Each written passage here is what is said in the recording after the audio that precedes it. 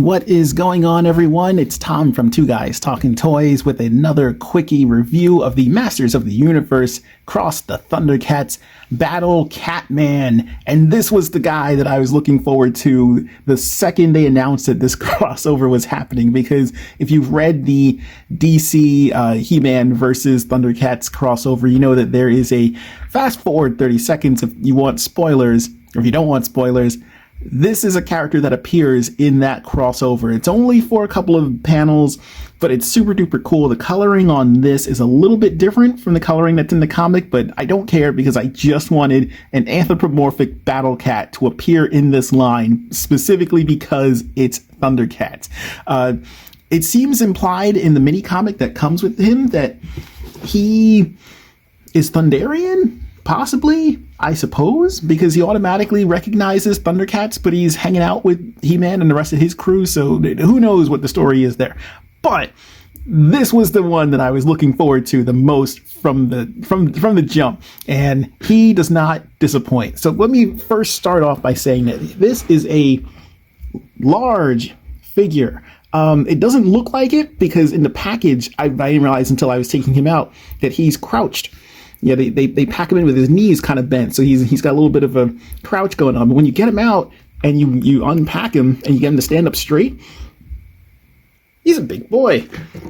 And by big boy, I mean he's round about the 6-inch mark or so. Pretty big, pretty good, pretty big, as he should be because he's Battlecat Man. So let's just get. Whoa, he is more excited about this than I am. Get you back together there. Yikes. That's an interesting bit of damage. So he is super cool. Just right out of the gate. Just striking design. You can't go wrong with Battlecat. I mean, how could you? He looks awesome just from the get-go. So he comes with his battle claws, which are removable, so you can pop those off if you don't want them. The helmet is also removable, which I'm very grateful for, because this isn't bad, but I was really hoping that you could pop it off and get a really good look at the head sculpt, which is very nice.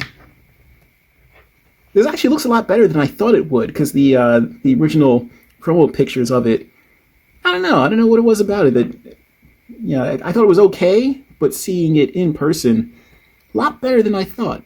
And of course, the colors on Battlecat have always been striking. I've always loved the weird green with the orange stripes because it's just weird. I do love the battle helmet still being a thing with him because of how he armors up. So it is really cool to see that that's still playing on him. But yeah, the claws are really neat. I do kind of wish that the hands that he had were just full-on claws. One of the other things I thought would have been kind of neat would have been if instead of having these for a weapon, if he just had big angry cat claws that you pop this hand off and pop the big exaggerated claws on. But that's me being nitpicky because he is a super cool looking figure. All the detailing on him is really well done. I like the homage to his regular armor from the original line. That is all really cool. The colorways, the color matching on him, very well done. I think that this is a great start to the line. We're only three figures in right now. Well, technically, Wave 2. If you've been looking at Entertainment Earth, they've gotten the wave of Panthro, Tigra, and He-Man. So that's on the way to me as well. So those will be reviewed in the near future. But this is like the opening salvo with Lion-O, Chitara, Battlecat Man. I am thoroughly enjoying this. I do wish he had a tail. I know it's a weird thing to kind of be hoping for, but I think a tail would have been really cool to have on him. I know that they're pre-tooling right now. Like they're using this as a rev up to the 2000X line, which is fine. But I think a tail on Battlecat Man would have been just a little bit of extra coolness to include there. But let's go through the offerings on him. He's got your standard articulation. There's nothing new if you're familiar with the Origins line. So he's got the articulation on the head with the ball joint, so he's got a pretty decent range of motion there. He's got the movement at the shoulder, movement at the hip, because he is a little bit of a larger figure. I don't know if that's the cause of the the easy splitting at the center. It might just be mine, might just be this copy. So it's a good thing that I have multiples of him, because I can't help myself. You've got articulation at the elbow, you've got rotation at the wrist, and movement at the hip joint,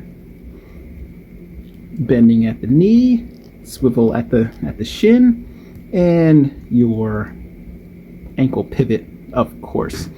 So the thing with him, with the ongoing kind of gimmick with this line, is that you can create either a standard Thundercat or you can add them in their Eternian armor. And with Battlecat, what you see is what you get. There is no Thundercat equivalent of him. This is it. It's just Battlecat wearing his normal Eternia-ish armor. But it looks really cool, and I thoroughly enjoy it. I guess maybe if you wanted an alternate version of him, you could split him very easily at the waist on mine and get rid of that top portion there. Let's have him running around bare-chested, maybe that's how he likes roaming around on Eternia. I kind of wonder with him, and this is all storyline stuff now, so it's real flimsy with this line. It's just an excuse for them to throw these two franchises together. But with Battlecat, man, I wonder if he has an alternate. Does he have an alter ego that is in fact Cringer? And when danger is afoot, he runs off, he kind of sneaks away, he turns into Battlecat Man, looking all buff, and nobody figures out that he himself is actually Cringer. I wonder if that's a thing that happens. We'll never know the answer. I'm going to call it now. We'll just never know the answer to that. It'll all be very loosely done, just simple, super duper shoestring story to get the point across, to have every figure make an appearance for a panel or two to show off the comic, and I am perfectly fine with that. I'm just glad this crossover is happening, because the moment I saw this version of Battlecat in that crossover, I wanted that to appear in plastic. And I'm really, really excited that at San Diego Comic-Con, we actually got a sneak peek during the Mattel panel of some of the upcoming figures, which I think at the time just included Panthro Tigra, but they also showed off concept art for Panther. And let me tell you, the second that I saw that Battlecat was being made, I mean, everyone, that's where your mind goes. Are they doing Panther? What's he going to look like? What's his look going to be? Is he going to be beefy and burly, just like Battlecat? Is he going to be a little bit more alive? And I'm really glad that Panther is going to be appearing in this line, which of course now begs the question, who else is going to appear in this line? And if we're talking about just the Anthro characters, does this face resemble a certain companion to a certain snow mountain living person in the Thundercats universe? I'm talking about Snow Meow. I want this figure done in blue and white. You don't have to change anything on it. Just make the armor blue, make him that pale blue and white. Give me Snow Meow, because I want that so badly. Give me... Oh, we're getting Panther. Let's also do Claudine, because why not? And you know what? I don't know if you would do a male or a female with Claudine, because I don't know. I'll take either. I'll take both. Give me a 2-pack. Get on it. Get on it, Mattel. But I hope they go completely nuts with this line. So I imagine this is going to be around for probably 2 years or so, while we get a few waves. If it's anything like the Ninja Turtles crossover line, that's probably what's going to wind up happening with this. So let's take a look at Battlecat Man with some other figures for scale.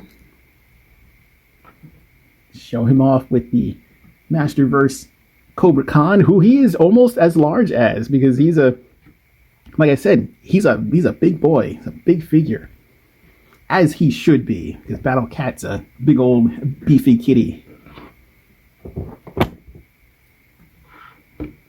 Here he is with a Marvel Legends, who he is, again, big guy, almost the same, maybe a little bit larger, with the helmet, about the same size. And let's have him hanging out with his buds. Hanging out with the Thundercat friends. Now, I'm going on about the potential for future figures, and I gotta wonder, like, looking at them now, looking at them all hanging out together, I wonder if we take, limbs are swappable, as as is to be expected with the Masterverse line, or I'm sorry, the Origins line. But I kind of wonder, looking at, is there a potential here? Give me your hair, Lion-O. If we take Battlecat Man, can we do it? Can we make... I was kind of hoping that, that perhaps we could take Lion-O's hair and squish it onto Battlecat Man and make a quick impromptu Groon. That's what I was trying for, but that's not what's happening. Because Groon's got that... Yeah, you just get rid of one tooth. He's got the one tooth. Add a mane, you color this brown, increase the size, pop it on there, and you've got yourself a real cool looking Groon who has to appear in this line. Everyone's got their checklist out. Everyone's making their guesses, and I love looking on forums and Facebook posts and whatnot and seeing people guessing who's going to be the next in this line, because we don't really know who's going to be in this outside of Panther, based on what we saw at San Diego Comic-Con. So I am looking forward to seeing what else they've got going on for this line, because right now their offerings are fantastic. I'm loving this. So if you're looking for you're an ideal 6-inch Thundercats line, here it is. And I want more figures like this. I want more kind of maybe like out of left field, a little weird, but still fits into the lore characters like this. Like Battlecat Man is great. He fits right in, and I love it. So let's hope we see a little bit more of that going forward. So, final thoughts on Masters of the Universe Cross Thundercats Battlecat Man. I think that this is the perfect embodiment of what this crossover is supposed to be. You've got kind of a weird out there crossover idea.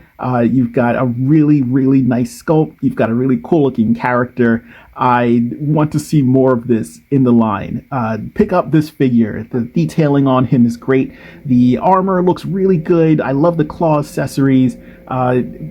I would say try different armor on him and see what it looks like. I can't wait to see what they hopefully reuse this mold for in the future. Like I said, we're already getting Panther.